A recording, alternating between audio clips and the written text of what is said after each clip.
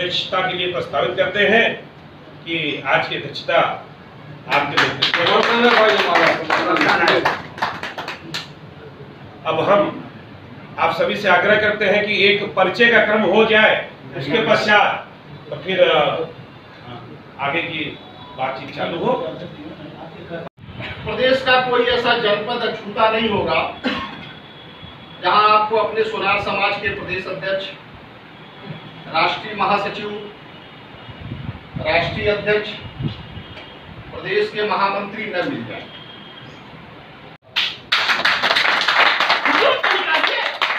नहीं निकाल पाते हैं आप, अपनी बात को नहीं कर पाते हैं। यहाँ सबसे बड़ी बात है कि चापलूसों की भरमार पड़ी हुई है। हम अपने पार्टी में काम करते हैं, बहुत बड़े चापलूस हैं। अरे हमारा समाज सर्वप्रथम है, पार्टी बाद में है, हमारा परिवार पहले। यदि हमारे परिवार में किसी भाई के ऊपर विपत्ति आ गया तो हम पहले परिवार देखेंगे कि पहले पार्टी देखेंगे। मान लीजिए कोई पार्टी का आदमी आकर के, हमारे पार्टी का आदमी आकर के हमारे परिवार के व्यक्ति को मार दिया, तो हमें तो परिवार देखना पड़ेगा ना। अपने परिवार को देखा जाएगा, पार्टी बाद में। हमारा घर जिस दिन मजबूत रहेगा, हमारा घर मजबूत रहेगा, तो तमाम लोग हमारे घर आकर के दरवाजे बना लिए। तो उसको बनाने से क्या यादवों का सारा हक उनको खाली मुलायम दिया क्या? उनके बना लेने के बाद से और दलों ने यादवों को अहमियत देनी नहीं शुरू कर दी। अगर राजभर जी ने एक बनाया तो अनिल राजभर को भाजपा ने पैदा किया।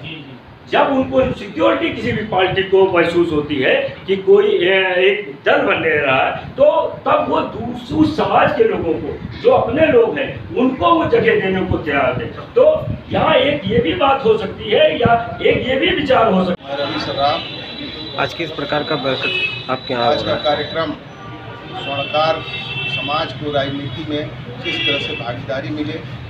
पूरे प्रदेश में वर्तमान समय में हमारी आबादी करीब 5% के लगभग है, मगर नेतृत्व कह लीजिए या हमें हमारे भागीदारी सत्ता में नहीं मिल पा रही। इसी क्रम में हम लोग जगह जगह जाके स्वर्णकार बिरादरी या यूँ कहें तो सोनार बिरादरी के लोगों को जागरूक करने का काम कर रहे हैं। और आगे लखनऊ में एक महारैली का आयोजन हम लोग करेंगे 2027 के चुनाव के पहले, और विभिन्न पार्टियों के ऊपर इस बात को लेकर दबाव बनाएंगे कि हमें भी सत्ता में भागीदारी चाहिए, हमें भी टिकट दिया जाए, जिससे कि हम प्रत्याशी के रूप में विधानसभा चुनाव लड़ेंगे। क्या कारण है कि इतनी बड़ी संख्या बल होते हुए और आज तक नेतृत्व करने वाला कोई समाज से नहीं निकल के आ रहा है? क्या कारण? क्योंकि हमारा समाज शुरू से ही हर कार्य को बोलने और बोलने वाला रहा।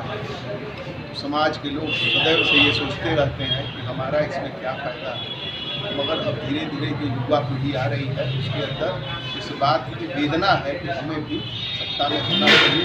क्योंकि जब तक हम सत्ता में नहीं होंगे, जब तक हम अपने क्षेत्र से विधायक या सांसद चुन के नहीं भेजेंगे, हम अपने समाज का या अपनी बिरादरी का जो भी बातें हैं वो विधानसभा के पटल पर न तो रख सकते हैं और न तो उसके हिसाब से सरकार से उन्हें उचित रूप से बाहर कर पाएंगे। ठीक। कमल कुमार सिंह, अध्यक्ष स्वर्णकार क्षेत्रीय कमेटी। आज की बैठक में क्या निकला कि किस प्रकार से समाज के उत्थान के लिए क्या करना चाहिए, क्या बैठक में निकला? स्वर्णकार समाज में एक नई अलग बनाने के लिए, राजनीतिक, सामाजिक, सांस्कृतिक और मजबूत होने के लिए आज एक बड़ी बैठक रविंद्रपुरी स्थित रवि सराफ जी के आवास में रखी गई। उसका मेन उद्देश्य यही था कि समाज हमारा कैसे आगे बढ़े, संगठनात्मक रूप से और राजनीतिक रूप से आगे बढ़ाने के लिए विशेष रूप से चर्चा हुआ। आज की बैठक में करीब 20 जिलों से प्रतिनिधि यहाँ पर उपस्थित हुए हैं और सभी की एक राय यही है कि अपने समाज को राजनीतिक रूप से आगे बढ़ाना है। कोई किसी भी पार्टी में हो उससे कोई मतलब नहीं, हम लोग समाज के लोग एकजुट होकर के, संगठित होकर के पूरे राजनीतिक पार्टी को ये दिखाने का प्रयास करेंगे कि हमारा समाज अब एक है और एक रहेगा और अपनी एक नई शक्ति, एक नई ऊर्जा के साथ हम लोग काम करेंगे। जरूरत होगा भविष्य में आवश्यकता अनुसार हम लोग राजनीतिक पार्टी भी बना करके संवैधानिक रूप से अपना उम्मीदवार भी खड़ा करने का प्रयास करेंगे। मैं दुर्गा प्रसाद सेठ एडवोकेट। आज जो बैठक हुआ है इस पर क्या आप कहना चाह रहे हैं? देखिए, जो राजनीतिक जागरण से स्वर्णकार समाज जो था वो बहुत दूर था। तो इस विषय से हमारी जो है वर्तमान परिवेश में जो राजनीतिक मंच बना रहा है पूरे हिंदुस्तान में, हमारा समाज भी चाहता है कि हम देश की राजनीति में अपनी प्रमुख भूमिका तय करें और अपना प्रमुख योगदान दें। एक सक्षम समाज होते हुए भी हम जो देश को अपने योगदान देना चाहते थे या दे सकते हैं तो हम नहीं दे पाए। इसी तरह एक समाज के सभी प्रबुद्ध लोगों की एक वैचारिक मंथन चिंतन का कार्यक्रम आयोजित किया गया। कितने लोग शामिल हुए? इसमें 20 जिलों से प्रतिनिधि आए हुए हैं, 20 जनपद से, उत्तर प्रदेश के विभिन्न जनपद से आए हुए हैं और लगभग यहाँ पर 150 लोगों की अपनी संख्या है, जिसमें स्थानीय प्रबुद्ध लोग भी और प्रजाति बंधु सभी लोग उपस्थित हैं। और यह चिंतन में यह विषय निकला कि हम लोग अपनी राजनीतिक चेतना का जितना ज़्यादा विकास संभव हो सके करें। और सबसे बड़ी बात यह है कि आज समय की एक मांग भी है कि हम अपने आने वाली भविष्य की पीढ़ियों को राजनीतिक संरक्षण देने के लिए और राजनीतिक भागीदारी बढ़ाने के लिए जो हमसे बन पड़े वो सारे प्रयास, सारे सामर्थ्य के साथ हम लोग आगे बढ़ेंगे और अपनी राजनीतिक भागीदारी को तय करेंगे। मैं ज्योति सोनी, भारतीय जनता पार्टी में प्रदेश मंत्री का दायित्व निभा रही हूँ ओबीसी मोर्चा में। आज किस कार्यक्रम में आप भाग लेने आई हैं?